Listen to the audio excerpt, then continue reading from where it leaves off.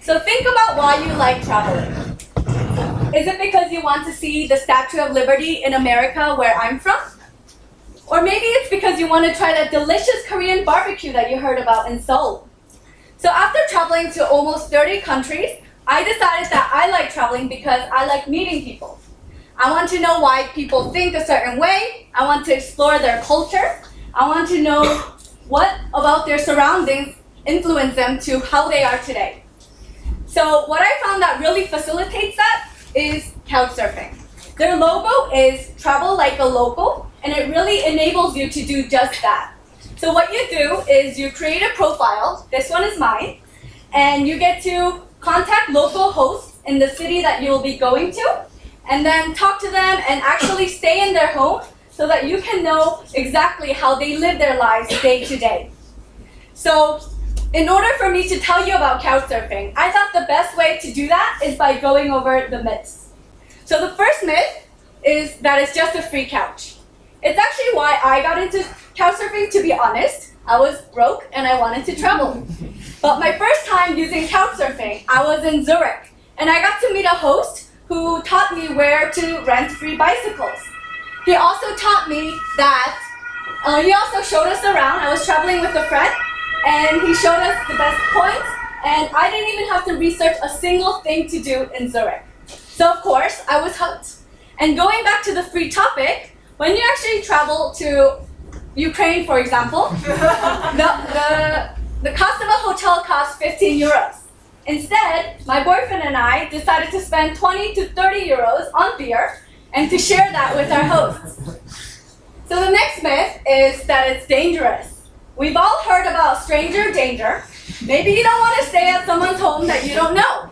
But in reality, I would even argue that Couchsurfing is safer than not using it. Your hosts will tell you where to avoid and how to act as a tourist. So also on the platform itself, you have references. So people who are considering to stay at my home here in Munich, they can see from the references that I will show them a good time. I will cook them Weisswurst. I will take them to Nymphenburg's castle and also go to the beer garden with them. What about the other hand? If you want to host me in your city, you will see my references that hosts have left me. You will see that I'm polite, friendly, I will cook with them, and in addition, I will also share my experiences as a Korean American living in Germany. So next step, paying for a room. Maybe this is a common stereotype of Couchsurfing, but actually, and that you have to be single, that you have to travel by yourself. But I've used it with friends, I've used it with my boyfriend, and basically it's just a platform to meet people. So when I was in Verona for a couple hours, someone picked me up in their motorcycle, and they took me to places that I never would have been able to see by myself in the couple hours that I was in Verona. And next step, I was in Spain and I stayed with a 60-year-old man. Obviously, we were not in it for the bang for a roof situation.